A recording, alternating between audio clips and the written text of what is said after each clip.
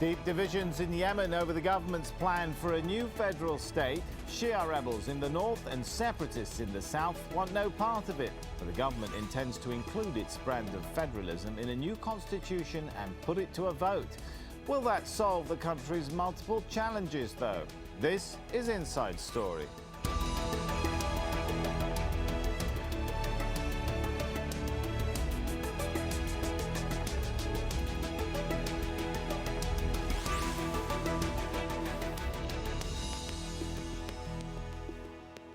Hello and welcome to Inside Story. I'm Sami Zeidan. 3 years after President Ali Abdullah Saleh was forced out of office, Yemen's political map is being redrawn yet again. It follows a lengthy secessionist campaign by southern Yemenis and an armed rebellion by Houthi fighters in the north. Well, many feel the central government in Sanaa is simply unresponsive to the needs of those outside the capital. And so, on Monday, Yemen's government gave the final approval to a deal that will see the country transformed into a federation of 6 states. Well, this is what it'll look like. The new regions include 4 in the north and 2 in the south. But there are doubts whether the deal will satisfy, for example, those southern separatists who want to win back full independence. Well, the desire for autonomy in the south has been an issue for almost as long as Yemen has been a country. Yemen's north and its once socialist south agreed to unite in 1990, but war broke out 4 years later when southerners revolted, saying they've been marginalized. The president at the time, Ali Abdullah Saleh, crushed the revolt and the union was maintained.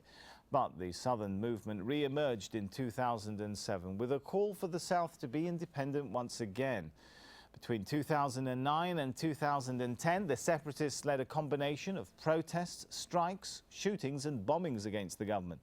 In 2011, a popular uprising forced President Saleh from office in a power transfer deal negotiated by Gulf countries. But that deal could unravel if southern demands are not dealt with. Well, after the 2011 uprising, Yemen became even more unstable. Al-Qaeda took advantage of the political confusion and the breakdown in law and order. The threat of Al-Qaeda in Yemen is now greater than ever. Constant interference from Iran and Saudi Arabia has made sectarian tensions worse, not only in Yemen, but right across the region. And of course, there's the economy. Yemen remains one of the poorest countries in the Arab world, with more than 40% of the population undernourished and 5 million Yemenis in need of aid. Well, for more on this now, we're joined by our guests. From Beirut, Joseph Kechichian, senior writer at Gulf News. In Sanaa, Abdul-Ghani al-Iryani, a political analyst and vice president of the Khobara Centre.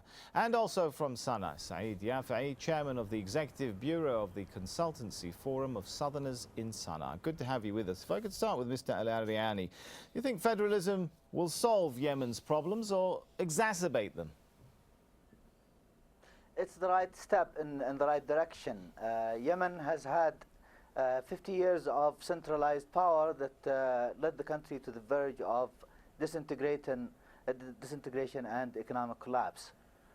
Yemen has always been decentralized, and I think we are going in the right direction now. Okay, let's bring in Saeed Yafai into this discussion. The right step in the right direction, do you agree with that? Absolutely not. And I would like to say that this 6-state federation has not come as a surprise. We knew about it even before the National Dialogue Conference started. The president, on one of his visits to Aden, has declared that the country is going to see a 5-state federation, which at the last moment has been adjusted to become a 6-state federation, and some in fact say that it is not a 6-state but a 7-state federation if you take into consideration that Sanaa as the capital has been given autonomy outside the region. All right, but why do Southerners feel... Southerners have long been asking for more autonomy and power. Aren't they getting it now? Why are they unhappy?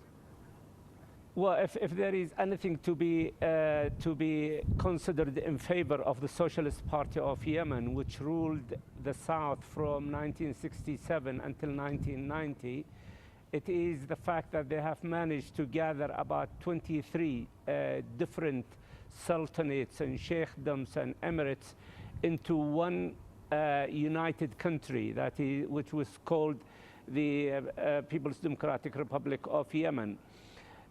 Before independence in 1967, the South was divided into two regions, the Eastern Protectorates and the Western Protectorates.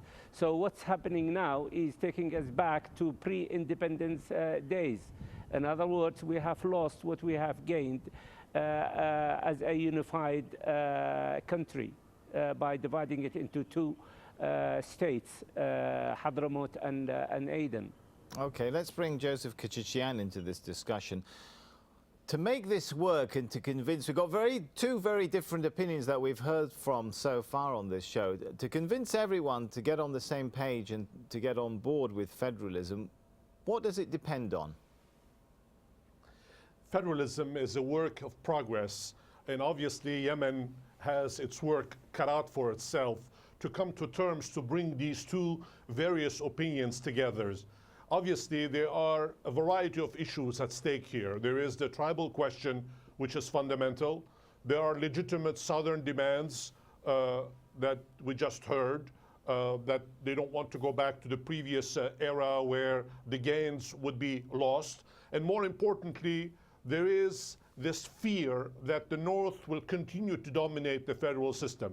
Now, in an ideal federal situation, you would have all of the different groups, in this case 6 different statelets within it, more or less equal, but obviously they're not equal, and each one of them has advantages and disadvantages. The president, Mr. Hadi, has his work cut out to actually bring all of these parties together in a federal system. As I said, this is unclear, it's work in progress. We still don't know the details, how this will work out, but alternatively, one has to ask oneself the question, what is the other choice that Yemenis have if they don't federate? Are we talking about secession? And if that is the case, then Yemen as we know it will no longer exist. That is a good point. I'm going to come to that in a second, but I want to return to Mr. al-Iryani and ask the question, what makes you believe perhaps that the traditional centers of power that have long held power in Yemen, whether we're talking about tribes, the security old guard, religious leaders, will be replaced now by a federal system that actually devolves power to new centers of government? The uprising of 2011 was accompanied by a fracture within the ruling power elite in Sanaa. And that division within the power elite created a balance and allowed for political space for the emerging forces and civil society and the youth to demand and work towards change. As long as we have that balance, as long as the power elite are divided, we can continue to take power away from them. And I think we have, in the national dialogue, succeeded to a large degree in doing that. All right, let's bring in Saeed Yafai into this. So the picture being presented there is that we have power being taken away from the traditional centers. Is this not a process? It may take time, but Yemenis in the south like yourself should work with. Well, to start with, the division of the states has not been built on any logical basis. Neither it is on population considerations nor on wealth considerations.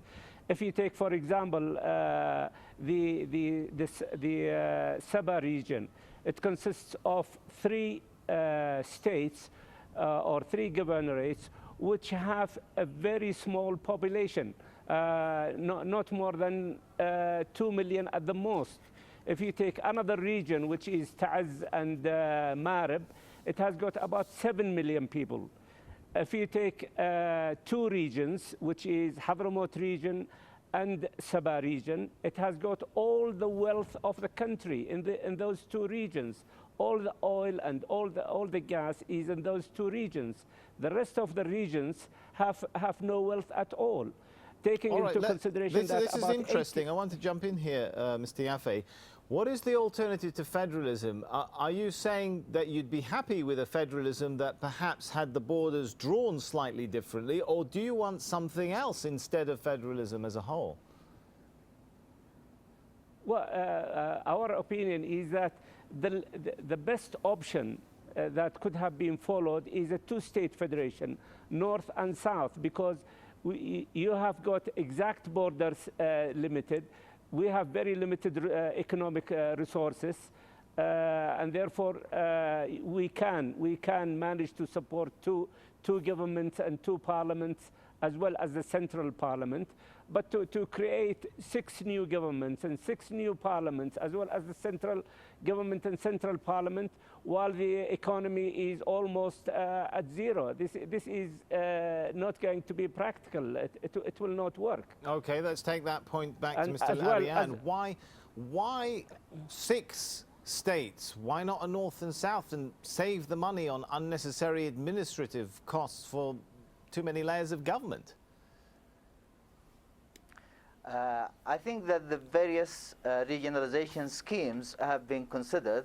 I am not in favor of the 6th region option. I would have liked to see the 2-region option to meet the demands, the political pressure that emanates from the south.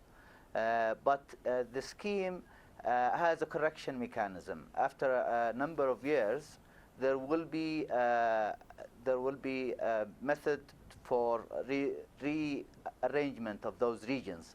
And if the south should choose to become one region, then they will be free to do so. I don't think that the regionalization scheme is the issue. The issue is, do we need a federal system or not? And I'm sure that we do have the best option in a federal system. All right, well, this is interesting. Joseph Kechichian. So where did the idea of 6 states come from then? It seems, at least on this show, both sides of the argument saying they'd prefer a 2-state system. The idea for the 6-state option is precisely not to go along with the 2-state version, because that would divide the country into 2, and it would make secession even easier. But there is another reason why these 6-state option exists right now. Now, you notice how interesting the division is in the north. The 4 divisions in the north, as one of your previous speakers said, obviously are more populated, and only one of them is relatively wealthy, the governorate or the region of Sabah, which can, if you would like, be on the same level as Hadramaut in the south. But where the fundamental challenges to the authority of the states are, that is, all the Houthi movements, the tribal divisions that we see, are in the northern provinces. They're not in the southern provinces, and the Houthis have now been more or less isolated, and they have no access to the sea, because in the Azil state, if you would like, where they are located in the capital of Sanaa, this will be the only landlocked state, if you would like, since all the others, except for Sabah on the Saudi border, all of the others will have access to the sea. And one of the fundamental arguments that the government has always been making is that there are outside interferences, whether it is from Saudi Arabia, whether it's from Yemen. Well, the Houthis, as we all know, have had very good relationship with the Iranians. All right, that's interesting. I'm glad you mentioned the Houthis, because as we've seen, one group strongly opposed to the 6-state division is the Houthis. Well, they were originally just a small faction based in the northern town of Saida. But now, as Mohammed Val reports, it's a heavily armed rebellion taking over new territories in the south. Houthi activists marching in the Yemeni capital Sanaa. They reject the newly announced federal system and demand the resignation of the government. We want the resignation of this government and to replace it with a government of technocrats and qualified people. The army should be reformed, and it should stay away from the internal conflicts. We want a federal state, but not in the hasty manner that has just been announced. It should be able to solve the southern problem and end corruption. The Houthis have come a long way, from a small group fighting in the north to a major force in Yemen. And while members of their civilian branch march peacefully in Sanaa, their armed militias have been fighting their way across tribal land. and inching closer to the capital. They got the heavy weapons which they have from 6 previous wars with the former regime. Unfortunately, the former regime was not serious in trying to defeat them. On the contrary, it's kept them as a bargaining chip to put pressure on neighboring countries. Last week, the Houthis signed a truce with the tribes of Arhab after strenuous government mediation. The government has sponsored this agreement and guarantees its implementation. We'll fix the damage and try to make sure everyone is happy. The Houthis are a hardline Shia group who advocate for a return to the religious rule of imams in Yemen. They fought for years against the former regime of President Ali Abdullah Saleh and complain of being persecuted and marginalized by the government. Their decision to join the anti-Saleh uprising in 2011 gained them a level of public acceptance and allowed them to function as a political entity.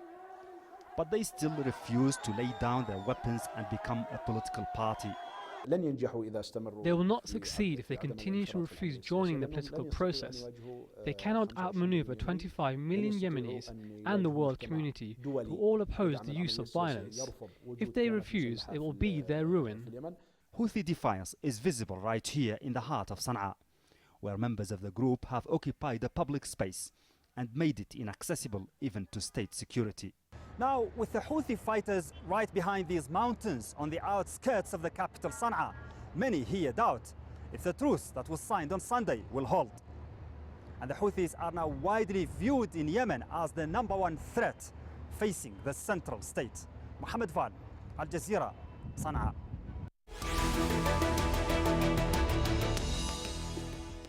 All right, let's take the discussion back to Mr. al-Iryani. What do you think federalism will mean for the fight against groups like the Houthis and al-Qaeda? Let's separate al-Qaeda from al-Houthi. Al-Houthi is a genuine popular movement, while al-Qaeda is a terrorist organization. Al-Houthi is a non-state actor that has taken form due to the government's attack on Sanaa and fighting al-Houthis for 7 years, which raised sympathy in the region for the Houthis and expanded its ranks. As soon as the state begins to behave itself and act responsibly towards its population, al-Houthi will retreat back to Sanaa, I'm convinced. Now, al-Houthi has been engaged in battles in Amran and in Arhab, partly to settle old scores and partly as political posturing in advance of the regionalization. Now that the regionalization has taken place, I think that they are going to go back to their strongholds in Sanaa. Okay, and what about al-Qaeda then? Al-Qaeda is a terrorist organization. It will take every opportunity of state absence to carry out attacks. I think that if we want to deal with security issues, we should empower the local communities to take care of their own security. You don't think it'll make it more difficult when the country is perhaps split into 6 different states to coordinate a fight against al-Qaeda? Absolutely not. You see, al-Qaeda has taken refuge and has received safe haven in tribal areas because the tribes did not feel responsible for security. All right. Once you have local police force, the tribes themselves will take care of al-Qaeda threat in the region. All right, Joseph Kechichian, if we talk about the security situation or pretty much anything in Yemen, there is the question of the role that outside countries play in the country, isn't there? To what extent are outside countries, particularly Saudi Arabia, supporting the federal arrangement? Both Saudi Arabia and the other Gulf countries, of course, were behind the national dialogue effort that was brought about through a reconciliation to move from Ali Abdullah Saleh's regime to President Hadi. And this has been a rather positive development. Remember, Saudi Arabia has a great deal at stake in what goes on next door to it. It has invested heavily inside Yemen. It has a number of workers from Yemeni origin inside, despite the problems that occurred in the 1991 period after the war for Kuwait. But nevertheless, the relationship between the two countries is very sensitive. And the fact that the Saudis and the other Gulf countries have invested so much, they want to make sure that federalism works. The question, Joseph, is that while they've invested, Gulf countries like Saudi Arabia have been accused of trying to develop their own players in the region within which takes power away from the central government in Yemen. Do we expect that policy to change, or will that continue to undermine the federalism? Not necessarily. I think that the Saudi government is for the federal solution because the alternatives are really terrible. Saudis don't want to see the division of Yemen once again. They don't want to see a continued of the war. They don't want a civil war to restart like it was the case in 1994. As I said, federalism is an alternative. It's a good alternative because there are no other alternatives left in a tribal society that is trying to manage its affairs. All right, we've just got a couple of minutes left, I think, so let's bring some perspective in from Saeed Yafai. We can't talk about Yemen, of course, without forgetting the economic aspect of this. The country has, the second highest unemployment rate in the world. Its budget deficit reached the largest it's ever reached in its history last year.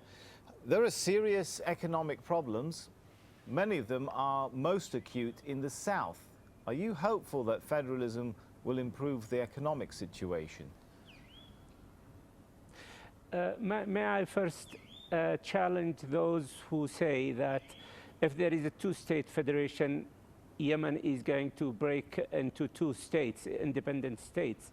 In my opinion, to have a two-state federation is a much stronger alternative to keep Yemen under one state rather than a six-state federation. I would like to ask the question, is Yemen going to remain as one state with the six-state federation? In my opinion, it is much likely that the Yemen will break down by insisting on a six-state federation, because the six-state federation is rejected in the north by the Houthis, and it is rejected in the south by the Iraq. And therefore, right, I think Joseph wants to add something. Go ahead very briefly, Joseph. I was just going to say, it all depends what is included in the Constitution and how federalism is defined and what kind of rights these states will have. So it's still early to really reach that conclusion. Right. I want to move the discussion on now, rather than trying to read the crystal ball on the Constitution, and talk about the economy. Maybe we can take the question to Mr. al-Iryani. I mean, do you feel confident that a federal arrangement is going to help improve the economic situation for the average Yemeni? Definitely. You see, the highly centralized system of before has prevented the economic growth in the regions and has discouraged investment. I think a federal system where people run their own affairs will unleash the productive potential of local communities and improve the economic situation massively. Okay, that's what you'd expect from someone who's quite positive about federalism. And I really would like to hear your perspective, Mr. Yafai, coming from the south, like I said, where there are a lot of economic problems and hardship. Do you share that optimism that maybe now you have a greater degree of control over some of your resources and your economic situation will improve? Well, the economic situation to improve, it needs to have security and safety in the country to attract investors. You cannot have investors coming into the country when there is no security and there is no law and order, which is the situation now. Now, can we hope that there will be law and order and security when the six-state federation is put into effect? We cannot even hope that it will consider, because it is being rejected in many parts of Yemen, which means that we will continue to have we will continue to be far away from law and order. There will continue to be growth for al-Qaeda, because it's the best environment for al-Qaeda to grow if there is no law and order. All right, we'll have and to there end. is high unemployment. We'll have to end the discussion there. Let's thank our guests very much for their participation. Joseph Kechichian, Abdul-Ghani al-Iryani and Saeed Yafai, thank you so much. And thank you very much for joining us on this edition of Inside Story. As always, if you want to send us your feedback, just email us your thoughts at insidestory@aljazeera.net. Thanks for watching. It's goodbye for now.